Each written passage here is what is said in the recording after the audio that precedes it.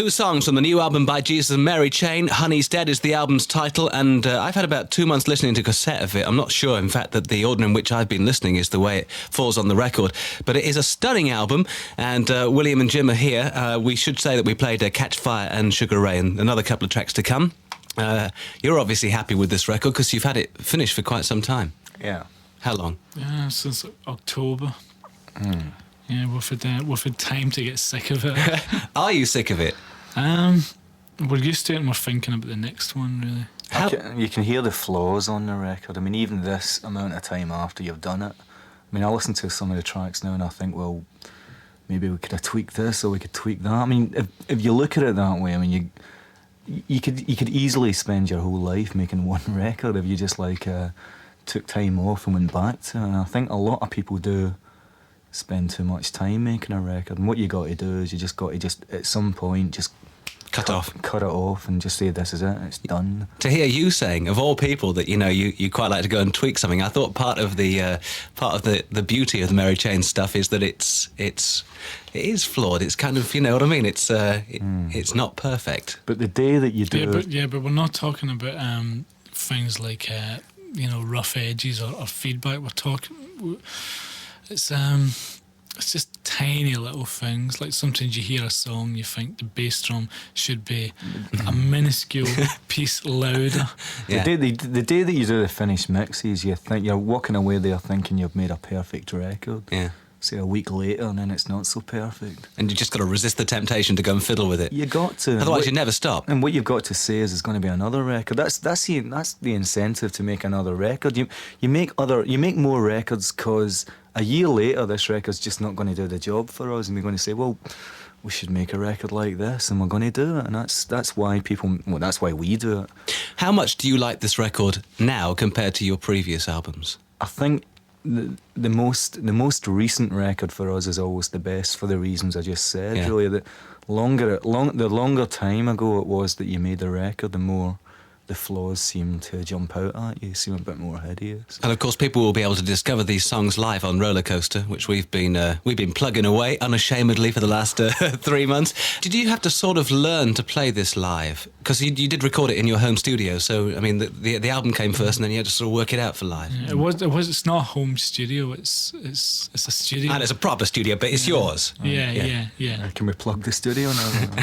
It's called the Drugstore. I was going to ask you actually, because the studio is not just for your use; it's for anybody you want to hire it out to. It was kind of intended for us. I mean, that was the reason why we got it. Is we just get fed up of throwing money down the drain, working in studios where we didn't feel that we were making as good a records as we could have. So that was the original idea. But since it's there now, and we've paid for it, we've made a record, and if some bands come along, and some bands have, that we kind of like. I mean, I don't think it would be a good idea just to rent it out to just about anybody that asked. So we like the idea of having some bands that we like down there to make a record. Okay, I want to play another track off the album because we shouldn't talk too much. Teenage Lust. Do you want to talk about the lyrics on this?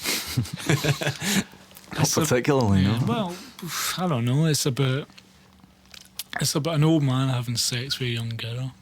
We just played your Teenage Lust. Jesus and Mary Chain, William and Jim are here. Do you like being called noise terrorists as you have been for the last few years? Because it strikes me listening to this album, there are lots of songs in there, and actually the songs are without any offence being meant, are at least as important as the loud guitars or feedback. I think they're more important actually, because all the songs are written on an acoustic guitar, and if you play a song the way we do it is, if we play a song on an acoustic guitar and it doesn't sound halfway decent, it doesn't get any further usually. And so I suppose in that way the song's got to be the first thing. I think both can be as important, but I think it's easier to make a good noise than it is to write a good song. So when you write these songs on acoustic guitars, you then dress them up to sound like Jesus and Mary Chain records. That begs the question. Now you could make them sound not like Jesus and Mary Chain records. You could not have the feedback and the loud guitars. It's something we don't even think about, though. I mean, it's just a natural way of approaching your music. It's like Do you know what I mean? It's like, why does Mark Knopfler make that horrible little whiny sort of like... No. Yeah, I mean, like, it probably just comes natural to the guy. I mean, like... Because he likes Bert Whedon, probably. Maybe he is Bert Whedon, actually. I don't know what Bert Whedon looks like, actually. I don't know. Yeah, I had one of his books years ago, Playing a Day. How long did it take you? 10 years. It was rather predictable and I thought a bit sad. I mean, I wasn't even remotely angry about Top of the Pops banning the Reverence video. It just... I mean, no, I wasn't surprised, really. I mean, it's kind of... I mean, we're making pop music here, and pop music, it's a shame, but pop music too often is made to... it's made to sit along beside like Rice Krispies and cornflakes or whatever. It's like it's trivialised. It's pop music and fits perfectly in the world of like TV advertising. It's well, record companies call it product. You know, they don't call it exactly. I mean, record companies may do, but I definitely violently disagree to that. I mean, it's like music, and it sounds like pretentious, but music is art. I mean, of course it's art. You sit down and you create something. It's creative. It's like there's no reason why you shouldn't be able to sing lyrics like I want to die like Jesus Christ in a pop song, where you're allowed to write it in a novel and nobody seems to be too shocked or upset by it. Did you have to think about that lyric at all, though? Because I mean, I was talking with Tim Booth from James, who changed the title of a song on the album because I can't remember what the exact title was. It was something like "Bring a Gun," and he just thought that they're playing live in America and they just don't like the idea that somebody may just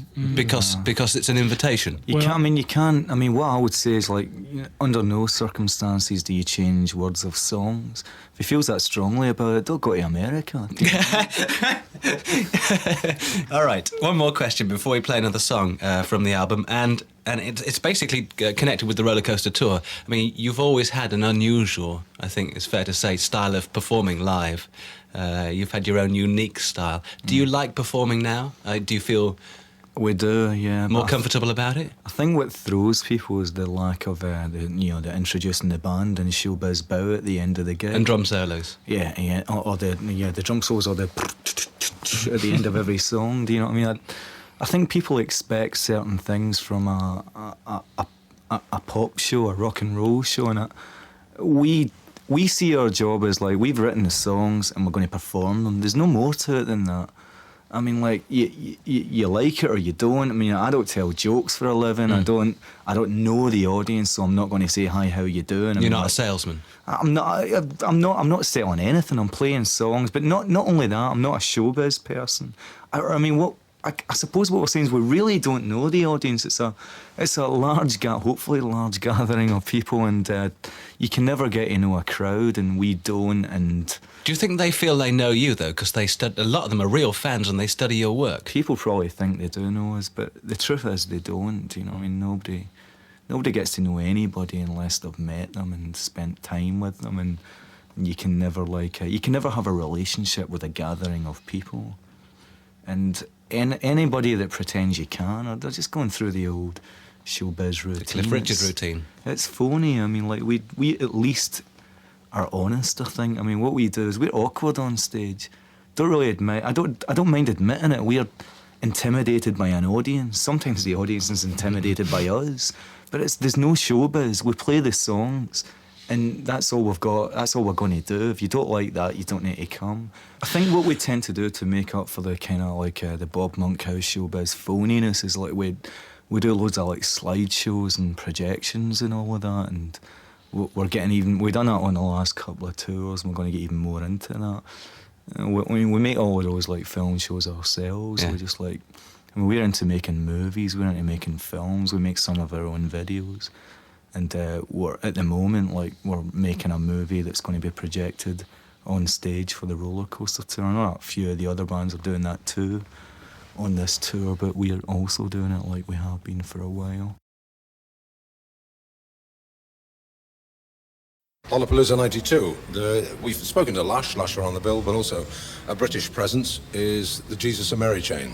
And I have both the Reid brothers, who really are the Jesus and Mary chain here. We found out how Lush got on the bill. How did the Jesus and Mary chain get on this valuable and important American tour?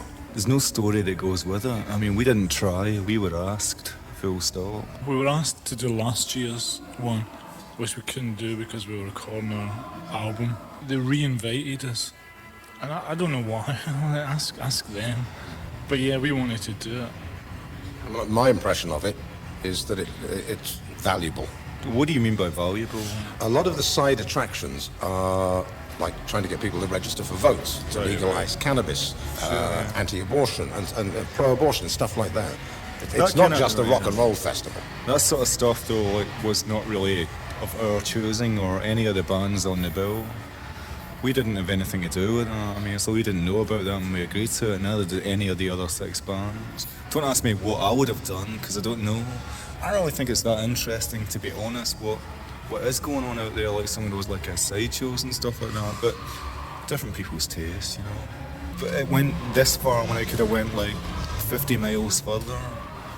You could really mess around with those people out there. Those people, they've come to this thing, and to be honest, they've come for the music. I think what's interesting is they've got both sides of every argument. I'm not really going to bitch too much because I didn't put this stuff together, do you know what I mean? Is it a good tour for you to be on? It probably is, career-wise. Doing this stuff when you don't get control, which is something that we miss. We're a bit fascist at home. Do you like America?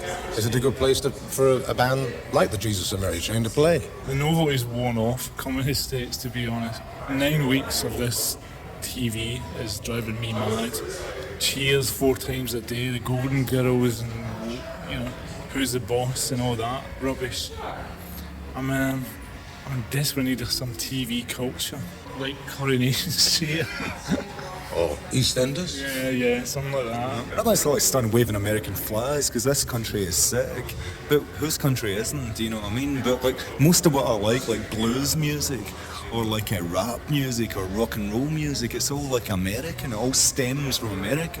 You might get British people that came and took it and done something else with it, like the Beatles and the Stones and the Jason Mary Chain. But you know what I mean? Like it stems from, it was born in America. 20th century culture is American.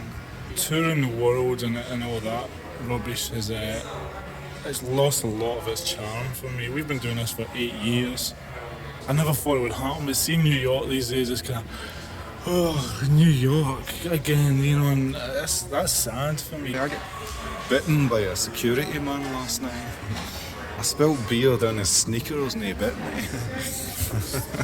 It's kind of funny though. I mean, these are the kind of things you go on tour for. It makes a good story. When will there be a Jesus and Mary Chain tour? We do everything that's wrong for our career, so I guess there'll probably be another Mary Chain tour in about 1995 or 97 or something. What's the upside, if there is any, of being in Cincinnati today on Lollapalooza 92? Well, we're in Cincinnati. I didn't really know that. Well, thank you very much, and enjoy Lollapalooza 92, and I hope the next Jesus and Mary Chain tour in the UK is not 1995. Thank you.